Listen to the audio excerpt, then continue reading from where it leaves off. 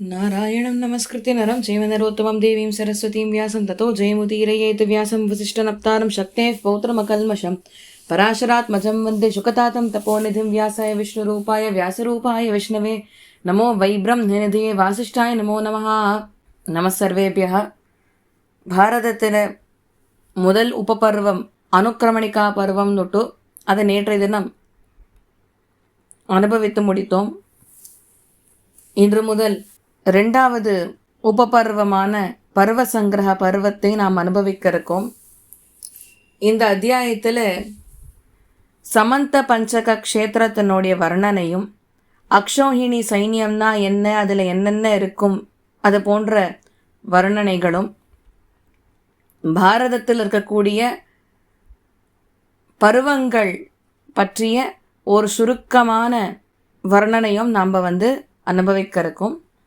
ரிஷய ஊச்சுஹு சமந்த பஞ்சகம் இதி யதுக்தம் சூதநந்தன ஏதத் சர்வம் யதா தத்துவம் ஸ்ரோதுமிச்சாமஹே வயம்.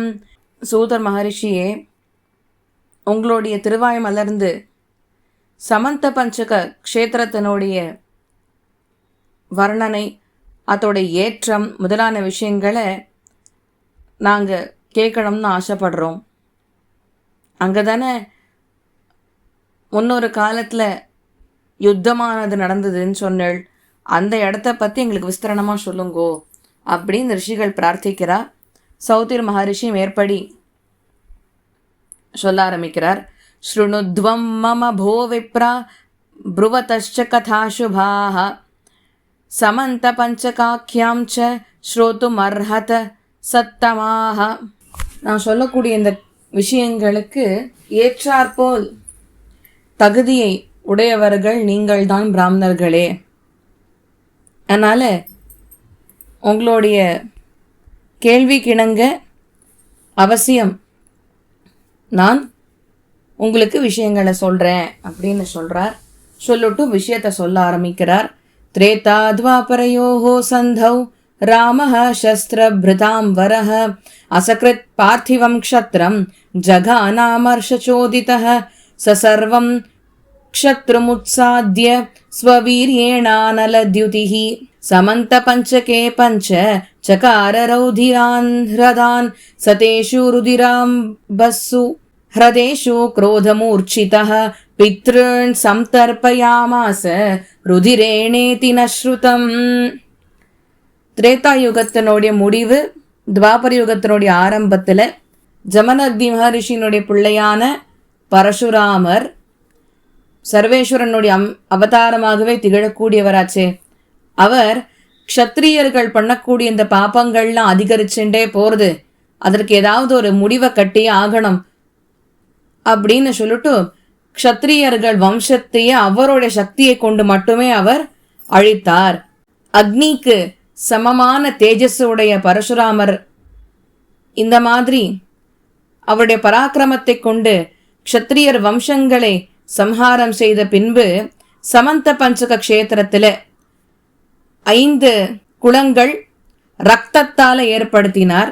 அந்த ரத்தத்தால் ஏற்படுத்தின அந்த குளத்தில் இருக்கக்கூடிய அந்த ரத்த ஜலத்தை கொண்டு அவர் அவருடைய பித்ருக்களுக்கு தர்ப்பணம் செய்தார். இது நம்ம ஏற்கனவே கேட்டிருக்கக்கூடிய விஷயம்தான். அதர் சீகாதயோபியேத்ய பிதரோ ராமமப்ருவன் ராம ராம மகாபாக பிரீதாஸ்மதவ பார்கவ அனயா பித்ருபக்தியாச்ச விக்ரமேண தவ பிரபோ வரம் விரணீஸ்வ பத்ரம் தே யமிச்சசி மகாத்யுதே. ராம ராம மகாபாக, ஹே பரசுராமரே சந்தோஷம் சந்தோஷம், நன்னாரு. பிருகு வம்சத்தை சேர்ந்த பரசுராமரே நன்னாரு. நீ பண்ணின தர்ப்பண விஷயங்கள்னால நாங்கள் ரொம்ப சந்தோஷப்பட்டோம். உனக்கு என்ன வரம் வேணுமோ நீ கேள், நாங்கள் கொடுக்கறதுக்கு தயாராக இருக்கோம். என்ன வேணுமோ நீ கேளு அப்படின்னு பித்ருக்கள் இறங்கி இந்த வார்த்தைகளை பரசுராமர் இடத்துல சொல்றா. பரசுராமர் பேச ஆரம்பிக்கிறார். மொத்தம் 3 ராமன் தான் இருக்கார். D Raman Dasaratharaman, B Raman Balaraman, P Raman Parasuramar. 3 Ramar தான். D Ramar, B Ramar, B Ramar. BPD தான். பலராமர், பரசுராமர், தசரதராமர், 3 ராமர்கள் தான்.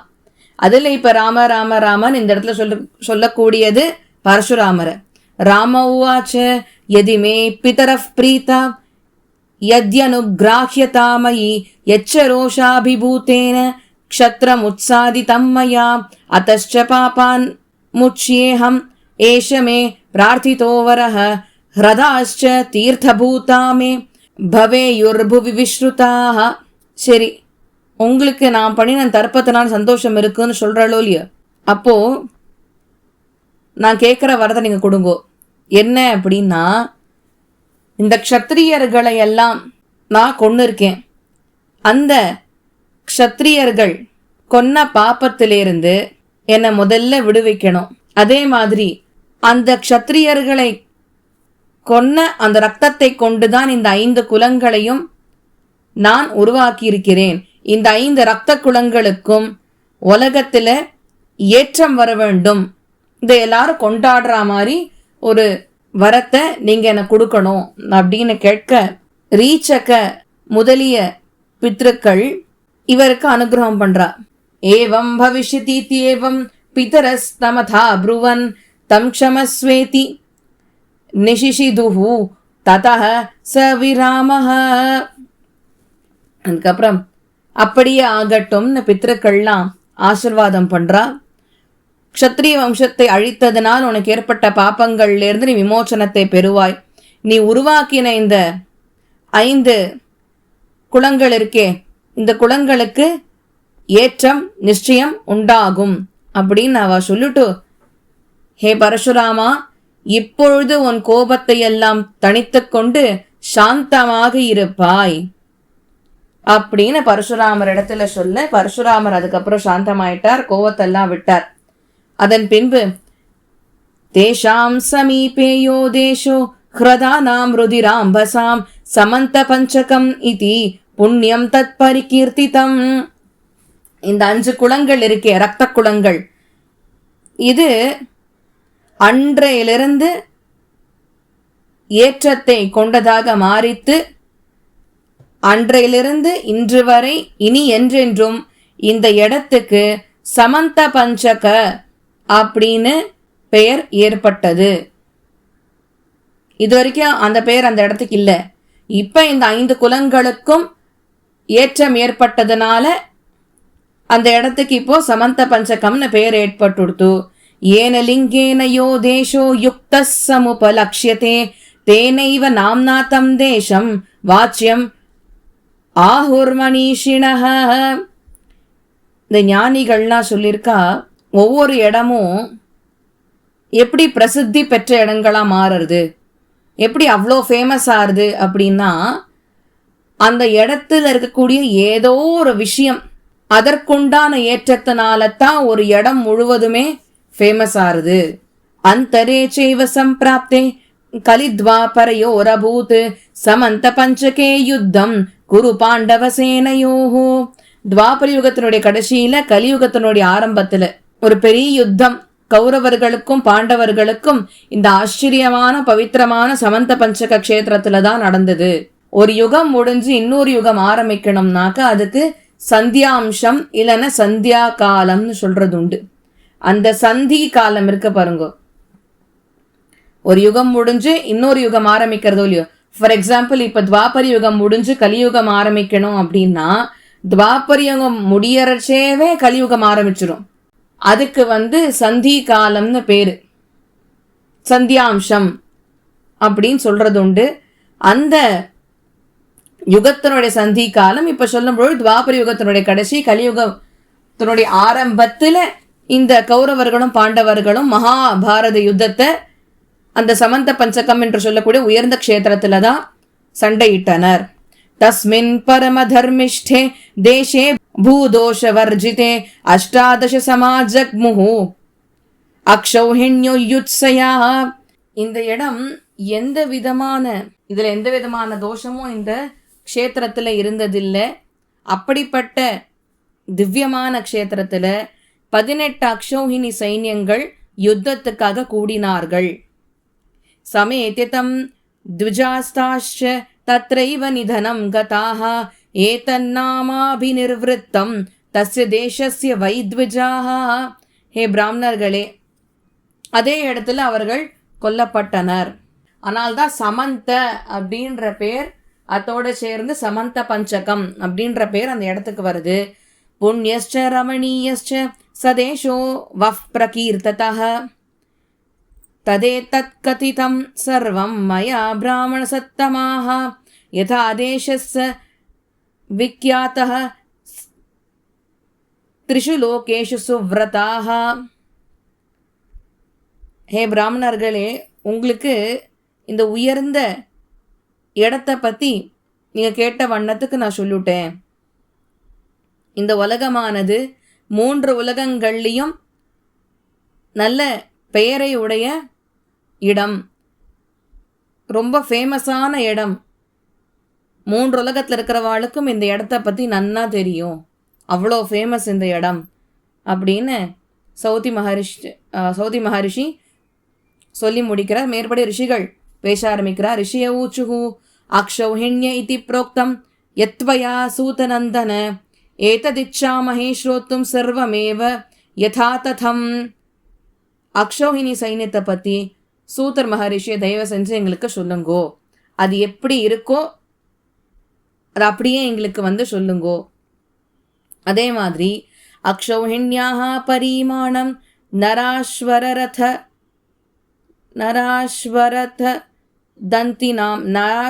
தந்தினாம் யதாவச்சைவ நோ ப்ரூஹி சர்வம் ஹி விதிதம் தவ. அக்ஷௌஹிண்யாः பரிமாணம் நராஸ்வரத தந்தினாம் யதாவச்சைவ நோ ப்ரூஹி சர்வம் ஹி விதிதம் தவ. எத்தனை கால்வீரர்கள் அந்த இடத்துல இருந்தா, எத்தனை குதிரைகள் இருந்தது, எத்தனை தேர்கள் இருந்தது, எத்தனை யானைகள் இருந்தது, இதெல்லாம் தானே ஒரு அக்ஷௌஹினி சைன்யத்தை ஆக்கும். ஸோ ஒரு அக்ஷௌஹினி சைன்யம்னா என்ன, அதில் எவ்வளோ பேர் இருந்தா, எத்தனை யானைகள் இருந்தது, எத்தனை குதிரைகள் இருந்தது, எத்தனை கால்வீரர்கள் இருந்தா, எத்தனை தேர்கள் இருந்தது, இதெல்லாம் எங்களுக்கு சொல்லுங்கோ. ஏன்னா உங்களுக்கு எல்லாமே தெரியும், அதனால் நீங்கள் தான் எங்களுக்கு இந்த விஷயத்தெல்லாம் கிளாரிஃபை பண்ணணும் அப்படின்னு சொல்ல சௌத்திர் மகரிஷி மேற்படி பேச ஆரம்பிக்கிறார். சௌத்திருவாச்ச ஏகோ ரதோ கஜஸ்சைகோ நராஹ பஞ்சபதாத்தயः த்ரயஸ்ச துலகாஸ்தஜ்ஞைஹி பத்திரித்யபிதீயதே. நல்லா கவனிங்கோ, இது ஒரு அக்ஷௌஹினி சைன்யத்தினுடைய கால்குலேஷன். ஒரு தேர், ஒரு யானை, ஒரு செட்டு 5 கால் வீரர்கள், குதிரை ஓட்டக்கூடிய 3 பேர், இதெல்லாம் சேர்த்தாக்க ஒரு 10 பேர். என்னது, ஒரு தேர், ஒரு யானை, 5 கால் வீரர்கள். கால் வீரர்கள் எத்தனை பேர்னு சொல்லும்னு கேட்டாலோ இல்லையோ, 5 கால் வீரர்கள், 3 குதிரை ஓட்டக்கூடியவர்கள், இவ அத்தனை பேரையும் சேர்த்தாக்க இதுக்கு ஒரு 10 பேர். ஒரு தேர், ஒரு யானை, அப்புறம் 5 கால் வீரர்கள், 3 குதிரை ஆட்கள், இவா எல்லாரையும் சேர்த்தா ஒரு 10 பேர். பத்திம் தூ திரிகுணாம் ஏதாம் ஆஹு சேனா முகம் புதாஹ த்ரீணி சேனா முகான்யேகோ குல்ம இத்யபிதீயதே. இந்த மாதிரி 3 பத்திகள் சேர்த்தாக்க ஒரு சேனாமுகம்னு பேர். 3 சேனாமுகங்கள் சேர்ந்தாக்க ஒரு குல்ம. த்ரயோ குல்மா கணோ நாம வாஹினி தூ கணாஸ்த்ரயः ஸ்மிருதாஸ்திஸ்ரது வாஹின்யः பிருதநேதி விசக்ஷணைஹி. இப்போ இந்த 3 குல்மாக்கள் சேர்ந்ததுன்னா ஒரு கணம், 3 கணங்கள் சேர்ந்தாக்க ஒரு வாஹினி, 3 வாஹினிகள் சேர்ந்தாக்க ஒரு பிரித்தனன்னு பேர். பத்தி அப்படின்னாக்க ஒரு தேர் இருக்கணும், ஒரு யானை இருக்கணும், கூடவே 5 கால் வீரர்கள் இருக்கணும், 3 குதிரை வீரர்கள் இருக்கணும். இது சேர்த்தா ஒரு பத்தி. இந்த மாதிரி 3 பத்திகள் சேர்ந்தாக்க, 3னா என்ன வரும், ஒரு தேர். அந்த மாதிரி 3 பேர் சேர்னா 3 தேர், 3 யானை, 15 கால் வீரர்கள், 9 குதிரை வீரர்கள், இவாள்லாம் சேர்ந்தாக்க அதுக்கு ஒரு சேனாமுகம்னு பேரு. இந்த மாதிரி 3 சேனாமுகங்கள் சேர்ந்ததுன்னா ஒரு குல்ம, 3 குல்மங்கள் சேர்ந்ததுனாக்க ஒரு கணம், 3 கணங்கள் சேர்ந்தாக்க வாகினி, வாகினி 3 சேர்ந்ததுனாக்க ஒரு பிரித்தனான்னு அதுக்கு பேரு. சமுஸ்து பிரித்தனாஸ் திஸ்ரஹ திஸ்ரச்சம் வஸ்த்வனீகினி அலீகினி தசகுணா பிராஹுஹு அக்ஷௌஹிணீம் புதாஹ. 3 பிரித்தனைகள் சேர்ந்ததுனாக்க ஒரு சமு, 3 சமுக்கள் சேர்ந்தாக்க ஒரு அனீகினி, 10 மடங்கு ஒரு அனிகினி சேர்ந்ததுனாக்க விஷயம் தெரிஞ்சவா அது அக்ஷௌஹிணின்னு சொல்லுவா. அப்போ யோசிங்கோ, அக்ஷௌஹிண்யாஹ பிரசம்க்யாதா ரதானாம் த்விஜசத்தமாஹ சம்க்யா கணிதத்வஜ்ஞைஹி சஹஸ்ராண்யேகவிம்சதிஹி शतान्युपरचैवाष्टौ तथा भूयश्च सप्ततिः गजानां च परिमाणम् एतदेव विनिर्दिशेत्. பிராமணர்களில் உத்தமர்களாய் திகழக்கூடியவர்களே, இந்த கணித மேதைகள்னு சொல்லுவோம் இல்லையா, மேத்தமெட்டிஷியன்ஸ், அவள்லாம் கால்குலேட் பண்ணியிருக்காளாம். என்ன கண்டுபிடிச்சிருக்கா அப்படின்னா 21,870 தேர்கள் ஒரு அக்ஷௌஹிணி சைன்யத்தில் இருக்கும். ஒரு அக்ஷௌஹிணினா என்ன? 21,870. 21,870 தேர்கள் அக்ஷௌஹிணியில் இருக்கணுமா. இதே அளவுக்கு யானைகளும் இருக்கணுமா. அப்போ பாரத யுத்தத்தை பற்றி கொஞ்சம் யோசிச்சு பாருங்கோ, எவ்வளோ பெருசாக இருந்திருக்கணும் சைன்யம். நம்ம படத்துலலாம் பார்க்குற மாதிரியா இருக்குது சைன்யம், இல்லை சீரியலில் பார்க்குற மாதிரி இருக்கா? எவ்வளோ சைன்யம் இருந்திருக்கணும். 21,870 தேர்கள், அதே அளவுக்கு யானைகள் இருக்கணும்னா அப்போ அந்த இடமே எவ்வளோ விரிந்த இடமா இருந்திருக்கணும், இவ்வளோ விஸ்தாரமாக இருந்திருக்கணும். ஞேயம் சதசஹஸ்ரம் து சஹஸ்ராணி நவைவது நராணாம் அபி 50 சதானி த்ரீணி சானகாஹ 65 சஹஸ்ராணி ததாஸ்வனாம் சதானி ச தசோத்தராணி ஷட்பிராஹுஹு யதாவதிஹ சம்க்யயா. இதுவும் தெரிஞ்சுக்கோங்கோ, இந்த கால் வீரர்கள் எத்தனை பேர் இருந்தா தெரியுமா? 1,09,350 பேர். எவ்வளோ? 1,09,350 பேர் கால் வீரர்கள். எத்தனை குதிரைகள் இருந்ததுன்னா 65,610, 65,610 குதிரைகளோட எண்ணிக்கை. இது முதல்ல சொல்லும்பொழுது அக்ஷௌஹிணி எண்ணிக்கை என்னன்னு இவா சொல்கிறா அப்படின்னா 21,870 தேர்கள் மட்டும் அக்ஷௌஹிணியில் இருக்குமா. அந்த மாதிரி எத்தனை கால் வீரர்கள் இருப்பான்னா 1,09,350 கால் வீரர்கள். 1,09,350 ஃபுட் சோல்ஜர்ஸ் இருப்பா. குதிரைகள் எத்தனை அப்படின்னு கேட்டாக்க 65,610. ஏதாம் அக்ஷௌஹிணீம் பிராஹுஹு சம்க்யா தத்வவிதோ ஜனாஹ யாம்வஹ கதிதவான் அஸ்மி விஸ்தரேண தபோதனாஹ. விஷயம் தெரிஞ்சவா மேலே சொன்ன இந்த எண்ணிக்கைகள் என்னால் சொல்லப்பட்டிருக்கே, இது ஒரு அக்ஷௌஹிணின்னு சொல்லுவா. ஒரு அக்ஷௌஹிணியோட கணக்கு இது. ஒரு அக்ஷௌஹிணியில் 21,870 தேர்கள் இருக்கும். 1,09,350 கால் வீரர்கள் இருப்பா. 65,610 குதிரைகள் இருக்கும். இது ஒரு அக்ஷௌஹிணி. இந்த மாதிரி 18 அக்ஷௌஹிணி மகாபாரத யுத்தத்தில் பங்கெடுத்துண்டா. ஏதையா சம்க்யயா கியாசன் குரு பாண்டவ சேனையோஹோ அக்ஷௌஹிண்யோ த்விஜஸ்ரேஷ்டாஹ பிண்டிதாஷ்டாதசைவ தூ. இந்த மேலே சொன்ன இந்த கணக்குக்கு ஏற்ற மாதிரி தான் 18 அக்ஷௌஹிணி சைன்யங்கள் மகாபாரத யுத்தத்தில் கலந்துண்டா.